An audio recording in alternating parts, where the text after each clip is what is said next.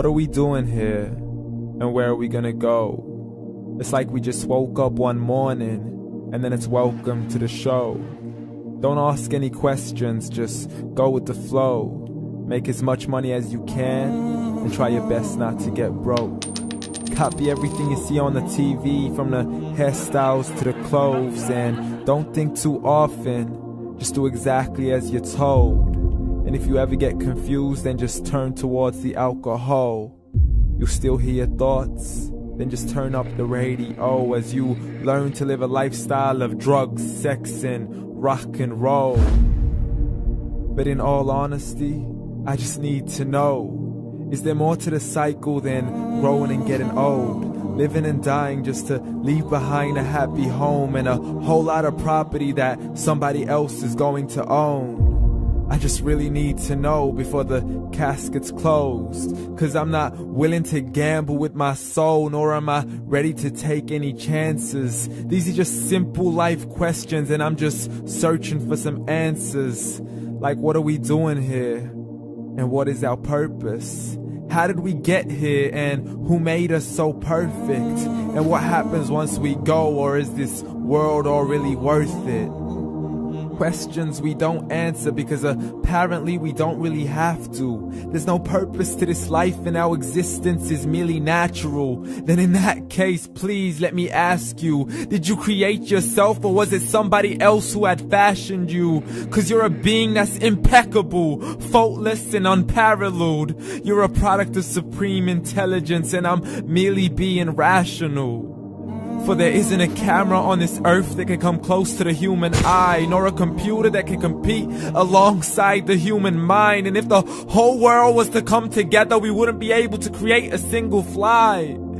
So many signs, yet we still deny.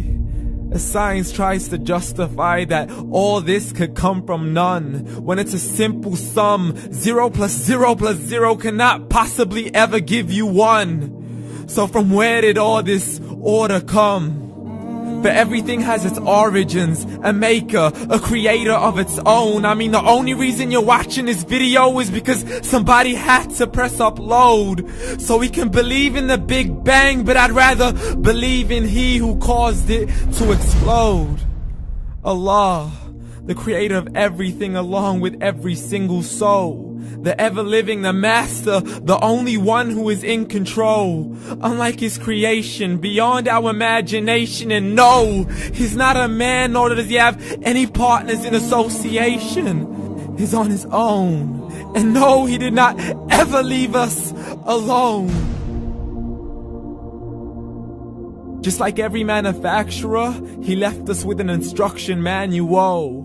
The Quran and Islam, and I'm sorry to jump to conclusions, but it's the only one possible. The only definition of God is the one and only supreme being. It's logical, a book with 0 contradictions, with miracles that are both scientific and historical, all revealed over 1400 years ago. Like the detailed description of the human embryo. The descriptions of the human embryo in the Quran cannot be based on scientific knowledge in the 7th century. To the mountains as pegs holding firm the earth below, and the 2 seas that don't mix in a complete separate flow. To the planets in orbit, alternating night and day as they stay in flow. The expansion of the universe and the creation of everything from H2O. To the stories of the past and the preservation of Pharaoh. To identifying the lowest point in the land where Persia defeated Rome. The gushing fluid that created man in the glands between the ribs and the backbone. And not a word has changed, it's still the same. So please explain how all this was known over 1400 years ago. To a man who couldn't read or write, as he would recite whatever the angels spoke. And if you still don't believe, please try to come up with something that's even close. But you can't, so we took God as a mockery and his messengers as a joke. Muhammad could not read or write. How's somebody who can't read or write gonna start a religion? Dismissed his scriptures as legends and tales of the ancient folk, as we live life according to our whims, desires, and hopes. saying this life is the only home we will ever know. We will live then die, then simply turn to bones. YOLO! Correction, after the grass dies, the rain arrives and it regrows, and Allah promises to do the same thing to your very soul and bring you back from your very fingertips to your toes, as the all-seeing supreme being watches us so close, and we are surely being tested in our wealth, our health, and our self, and everything that we've been blessed with. So believe, for we will surely be resurrected and be brought back to our Lord and account for every single deed, as He hands us our books and orders us to read.